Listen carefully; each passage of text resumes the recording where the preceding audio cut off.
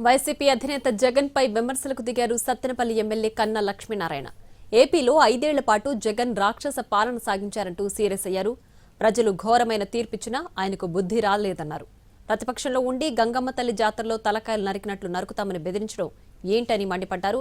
తలకాయలు నరికేవాళ్లు కావాలో, సంక్షేమ పథకాలు అందించేవాళ్లు కావాలో ప్రజలు ఆలోచించుకోవాలని అన్నారు.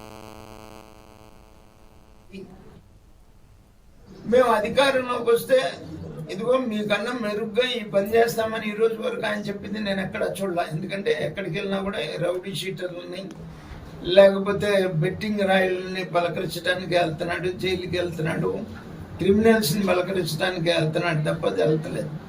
వీళ్ళు ఆయన మాట్లాడే మాటలు మేము అధికారంలోకి వస్తే గంగమ్మ జాతరలో పొట్టేళ్ళని బలిచ్చినట్టు